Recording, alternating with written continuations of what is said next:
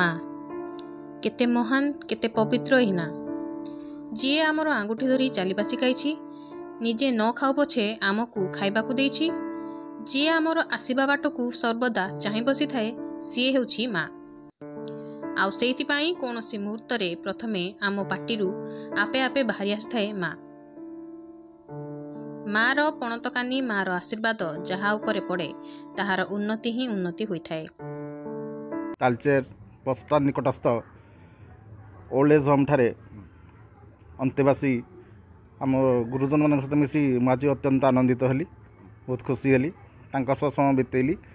एवं तांका आशीर्वाद ग्रहण कली व्यस्तबहुल जीवन मध्यरु समय किसी बाहर करी माने एठिक आसिले शांति लगिला आनंद लगिला स्वर्गीयता अनुभव होला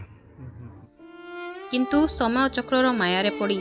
बेले बेले माँ रो ममता को पछरे पकाई ताकू अनादर करिथाए आउ सीए अन्य सहारा न पाई वृद्धाश्रम रे जीवन कटाइबा पई बाध्य हुए। एमिति एक तालचेर वृद्धाश्रम रे निराश्रय मानकर सुख दुख बुझिथिले दुई जण शिक्षक शांतनु कुमार साहू एवं संजय कुमार प्रधान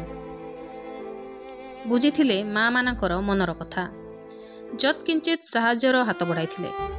चेर नुआ बस स्टाण्ड निकटस्थ वृद्धाश्रम रे पहुँची वृद्धाश्रम रे थिबा माँ मानक सहित मिसिबार सुजोग पाइलु खूब आनंदित लागिला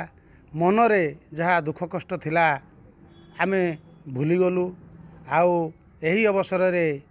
वृद्धाश्रम रे थिबा माँ माने आम्भ मानक आशीर्वाद कले मु निजकू धन्य मन करुछि। माँ हृदय मध्य केते महान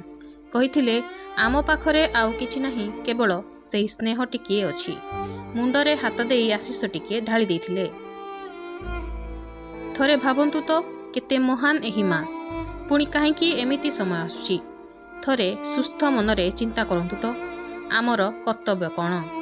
किछि समय आमे जदि सहयोगर हाथ बढ़ेबा एही वृद्धाश्रम रे ताहले वृद्धाश्रम रे थिबा माँ माने निश्चिंत भाव रे